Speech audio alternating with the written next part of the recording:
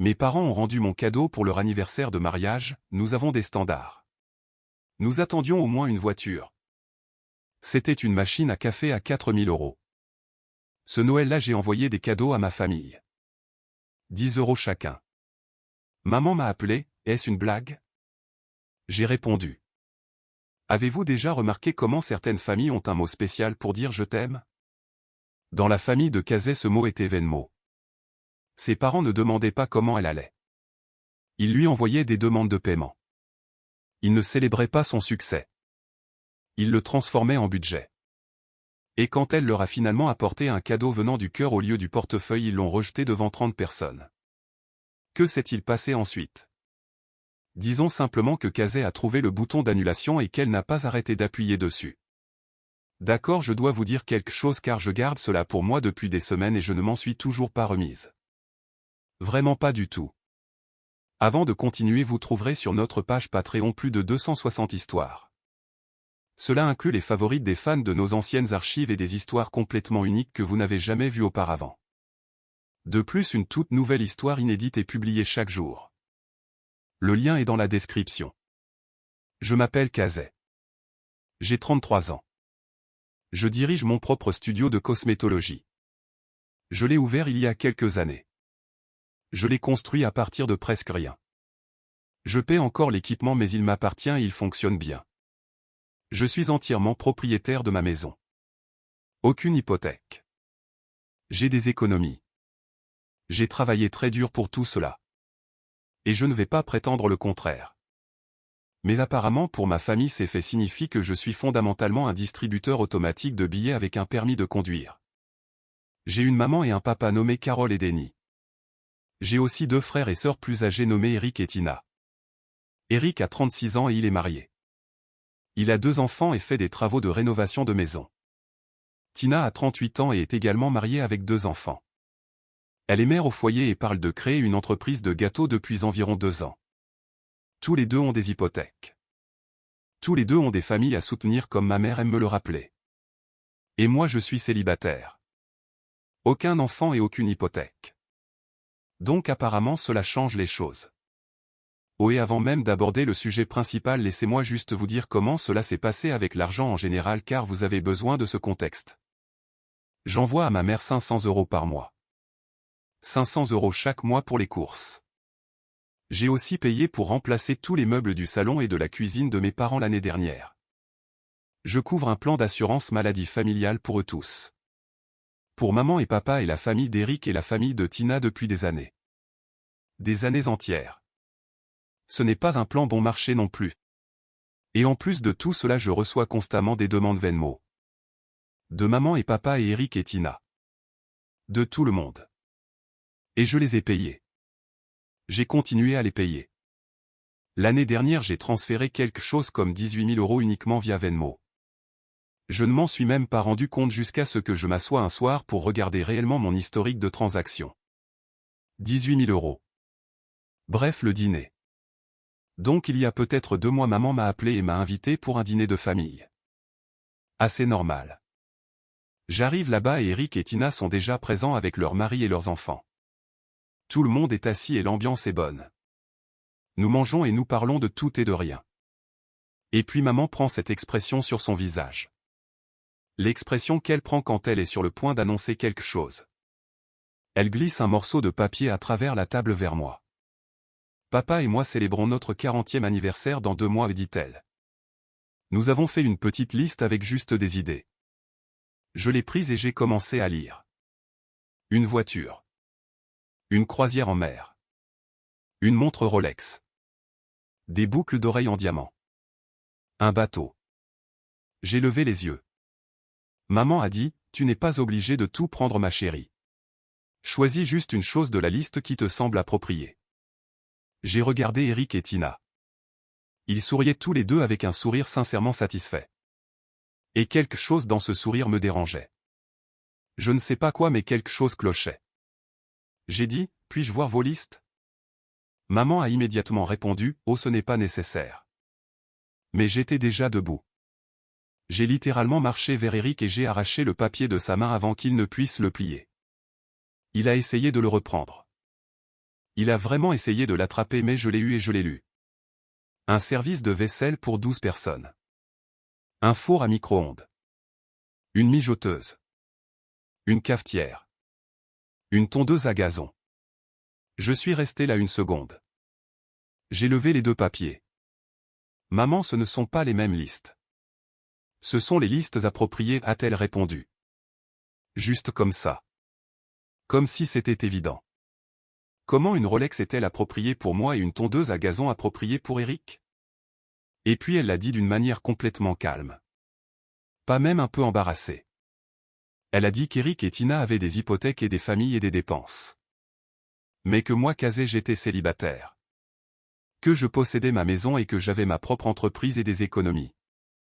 Donc Kazé pouvait se permettre plus.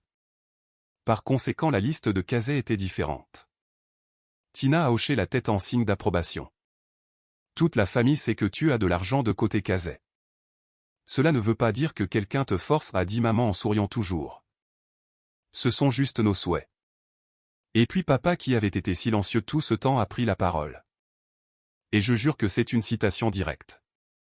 Ton cadeau nous montrera simplement à quel point tu nous aimes. Je n'ai rien dit après cela. J'ai mangé ma nourriture. J'ai un peu parlé et je suis parti. J'ai conduit jusqu'à chez moi et je me suis assise dans ma cuisine pendant un long moment. La liste était toujours dans mon sac. Je l'ai sortie. Je l'ai relue.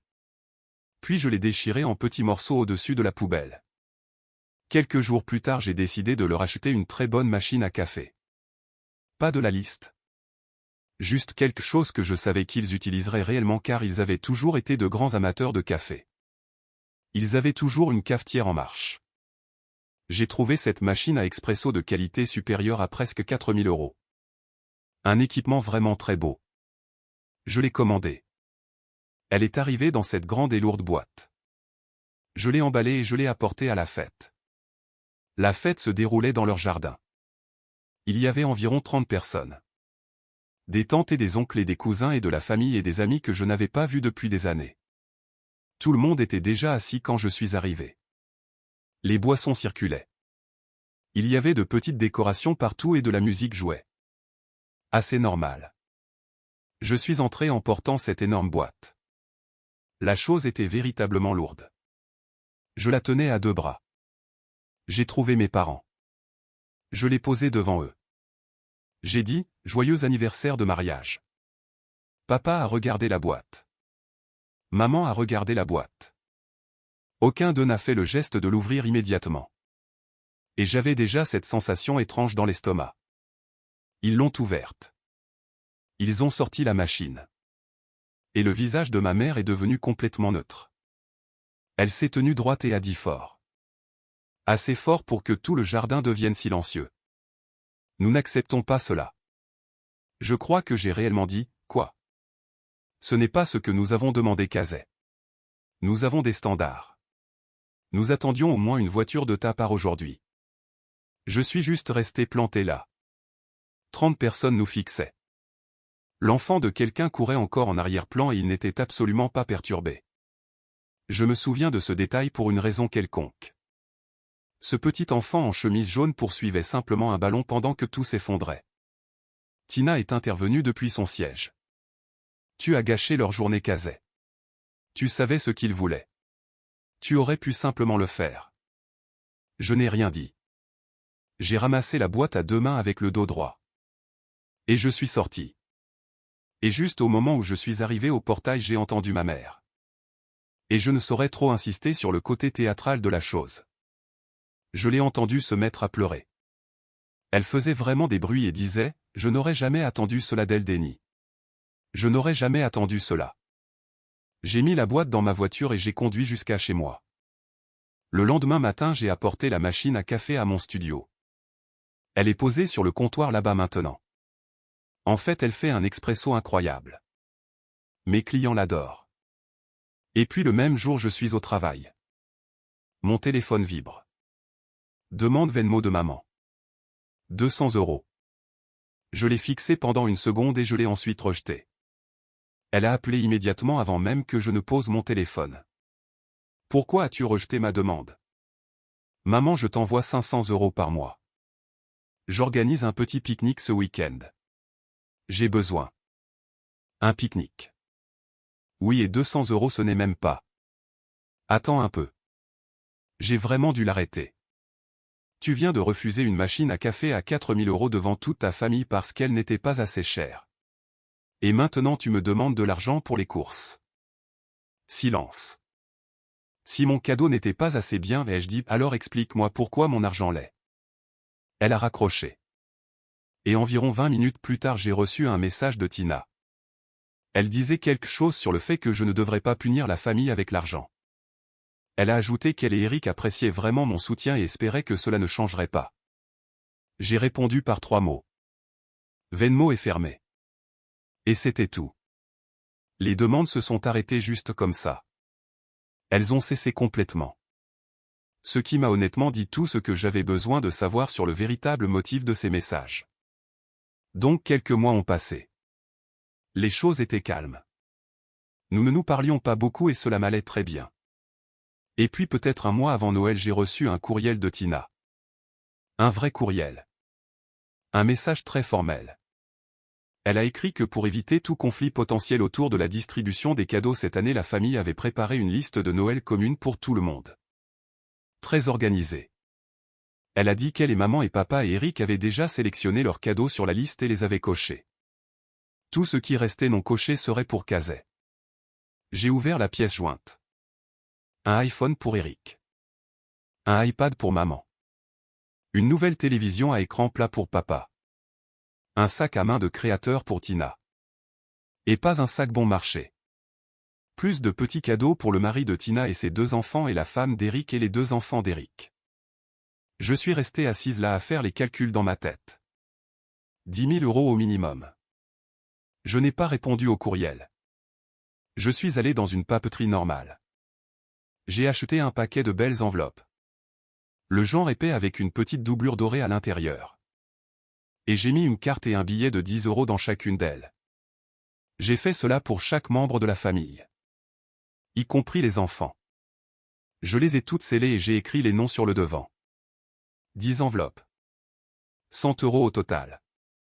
Le 23 décembre, je les ai toutes envoyées par coursier. J'ai reçu la confirmation de livraison du coursier vers 14 h l'après-midi du 23. J'ai vu la notification apparaître. Livré. J'ai posé mon téléphone face vers le bas sur le comptoir et je suis retourné travailler. Il a sonné 12 minutes plus tard. Maman. Je l'ai laissé aller sur la messagerie vocale. Elle a appelé encore et encore. Au 4e appel, j'ai décroché. Elle hurlait déjà quand l'appel a été connecté. Kazay, qu'est-ce que c'est? Qu'est-ce que tu nous as envoyé? Il y a un billet de 10 € ici. C'est votre cadeau de Noël, maman. Tu as humilié cette famille. Devant les enfants, Kazay. Les enfants ont ouvert ces enveloppes et il n'y a littéralement rien. Il y a 10 €. Ne joue pas à la plus maligne avec moi en ce moment. Tu fais cela par méchanceté. C'est une vengeance pour des bêtises et nous méritons de vrais cadeaux. Nous sommes ta famille. Et j'ai dit aussi calmement que possible. Je vous ai envoyé ce que vous méritiez. Elle est restée silencieuse pendant une seconde. J'ai aussi compris quelque chose, ai-je ajouté. Vous ne voulez pas vraiment m'avoir dans les parages. Vous voulez ce que je peux payer. Elle a recommencé à crier mais j'ai raccroché. Ensuite Tina a envoyé un texto disant que ses enfants pleuraient depuis 1 heure. Puis Eric a envoyé un message disant qu'il n'aurait jamais pensé que je pouvais être aussi avide. Je n'ai répondu à aucun des deux. Je suis resté assise dans mon studio à redresser des bouteilles de produits sur l'étagère. Des bouteilles qui n'avaient pas besoin d'être redressées. Juste pour faire quelque chose avec mes mains. Et puis environ 1 heure plus tard, maman m'a recontacté. Un message texte cette fois-ci. Il disait, puisque tu as choisi de nous offrir de si terribles cadeaux, tu n'es plus la bienvenue à Noël. Il n'avait pas besoin de moi là-bas. Je l'ai lu 2 fois. Puis j'ai ouvert mon application bancaire. Première chose. Le transfert mensuel de 500 € pour les courses de maman. Annulé. Ensuite le paiement du prêt automobile d'Eric de 1 300 € par mois. Je le payais pour sa camionnette de travail. Il avait besoin d'un moyen de transport fiable pour ses travaux de rénovation et ne pouvait pas couvrir la totalité du prêt lui-même. Annulé. Ensuite les cours de pâtisserie de Tina. Elle suivait ce programme professionnel de pâtisserie d'1 an. Très cher. Environ 1 000 €. Elle voulait finalement ouvrir sa propre entreprise de gâteaux. Je le payais de ma poche. Annulé. Et puis j'ai appelé la compagnie d'assurance. J'ai retiré tout le monde du plan familial élargi. Je me suis transféré sur une police individuelle. Je ne l'ai dit à personne. J'ai fait tout cela en peut-être 25 minutes. Puis je me suis fait un café avec la bonne machine du studio évidemment et je me suis assise. J'ai passé Noël seul. J'ai commandé de la nourriture thaïlandaise et j'ai regardé 2 films. Honnêtement ce n'était pas aussi terrible que cela en a l'air. Mais ensuite j'ai fait l'erreur de regarder Facebook le soir de Noël. Tina avait publié un album entier. Des photos de famille. Tout le monde autour de la table. Les enfants déballant leurs cadeaux avec impatience. La légende était quelque chose du genre tellement reconnaissante de célébrer avec toute ma famille. Emoji gros cœur. Un tas de cousins commentaient belle famille et j'adore ça. Je l'ai regardé pendant un moment. Plus longtemps que je n'aurais dû. Puis j'ai fermé l'application et je suis allé me coucher. 3 janvier. Je sais que c'est le 3 janvier car je me souviens avoir pensé que c'était à peine la nouvelle année et que cela commençait déjà. Maman a envoyé un texto pour demander où étaient ses 500 €. Je ne les envoie plus, ai-je répondu. Vous êtes livré à vous-même financièrement à partir de maintenant. Elle n'a pas répondu à cela. Mais quelques jours plus tard Eric a appelé en parlant fort et avec colère. Dès la première seconde. La banque l'avait contacté au sujet d'un paiement manqué sur le prêt automobile. Est-ce que Jean savait quelque chose? Il s'emportait. Il était tellement énervé. Je l'ai annulé, ai-je dit. Tu ne peux pas juste. Je l'ai fait pourtant. Caser cette voiture est mon outil de travail. Si je perds cette voiture, alors tu devras couvrir ton propre prêt comme tout le monde. J'ai raccroché. Et puis environ une semaine après cela Tina a envoyé un message. Elle disait qu'à cause de moi elle allait devoir abandonner ses cours. Elle a ajouté que j'avais ruiné ses projets et qu'elle comptait vraiment terminer. Et maintenant elle ne savait plus quoi faire. Je n'ai pas répondu. Au lieu de cela j'ai pris des captures d'écran de chaque annulation. Les virements bancaires. Le changement d'assurance. Tout cela. Et je les ai envoyés par courriel à maman et papa et Eric et Tina en même temps.